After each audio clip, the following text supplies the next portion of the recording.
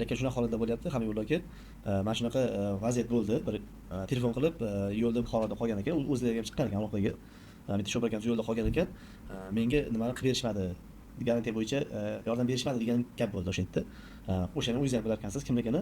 O'sha haqida sho'p akamizga ma'lumot bersak, chunki bir ikkita Telegram kanallarda yoki bo'lmasa video qo'yganimizda videolar yozilyapti, garantiya bo'yicha qilib berishmadi degan imенно o'sha inson yozyapti. Shu savolga ham javob berib ketsak aka. Kattakon rahmat bu mavzuni ko'targaningiz uchun. Chunki xabarim bor. Bizning bitta mijozimizda adashmasam 8-9 oy bo'lgan bu mashinani olganlariga.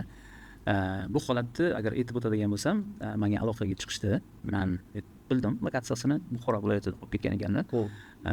Keyin bizning gruppani chaqirib, jo'natdim o'rganish uchun, holatni o'rganish uchun jo'natdim Buxoroga. Bizning xodimlar, servis xodimlari borib ko'raman, mashinani o'rganilmoqchi bo'lsa, mashina yo'q.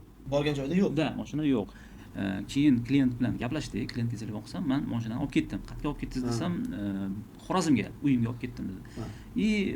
Shunga qaramasdan ham, hatto o'sha holatda nima bo'lgan, nima holat bo'lgan shu? U holatda polo sinib ketgan. Menga o'shanaqa deb aytishdi, polo singan. O'shaning uchun men o'rganish uchun yubordim. O'rganish uchun nimadan sindi? Tam перегруз bo'ldimi, boshqa narsa bo'ldimi, o'shani o'rganish uchun xodimlarni jo'natdim, zapchastlar bilan. Borganimizcha Xorazmga olib ketib qolishibdi mashina. Keyin shunga qaramasdan men xodimlarni servis xodimlarini Xorazmga jo'natdim. O'sha yerda borib o'rgansa, u yerda mashina перегруз sababli chulov qiyshayib ketgan.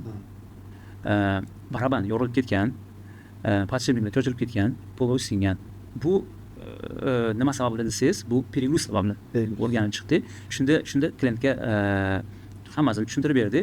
Bu klient bizani по-моему unchalik yaxshi tushunmadi. Shunda ham bizdan garantiya so'radi. Tushunarli. Demak, biz texnikamizga o'sha me'yorida yuqori yuradigan bo'lsak, agar shunda ham qaysi bir detalga shikast yetadigan bo'lsa, biz mashinamizni qimirlatmasligimiz kerak. O'sha joyga servis xodimlariga telefon qilsak, o'sha kelib o'rganadi. Haqiqatan o'sha agar bu zavodda yoki o'sha nimasi bilan bo'ladigan bo'lsa, aybi bilan bo'ladigan bo'lsa, o'sha yerda joyida bartaraf qilib beriladi, garantiya bo'yicha, to'g'rimi? Xuddi shunaqa. Juda yaxshi. Avvalambor bu texnika olganimizdan keyin agar me'yorida ortib yuradigan bo'lsak, o'zimizga ham yaxshi, texnikamiz ko'proq xizmat qiladi. Bizda bir sho'p akamiz bir ajoyib gap bor. Hozir ko'proq ortmasam qoplamaydi yo'lkar deydi. Avvalambor bu texnikani agar qancha misol o'sha standart bo'yicha ortib yuradigan bo'lsak, misol 5 yil xizmat qiladigan texnikamiz 10 yil xizmat qiladi. O'zi bunaqa holatlar Abdulla aka asosan sho'p akalarimiz ko'p yuk ortganidan bo'lib chiqadi. O'zi bekor tarozilar ham qo'yilmayapti yo'lda. Ya'ni nima bo'ladi, bu sho'p akalarning mashinasini ham o'ylab qilingan ishdi.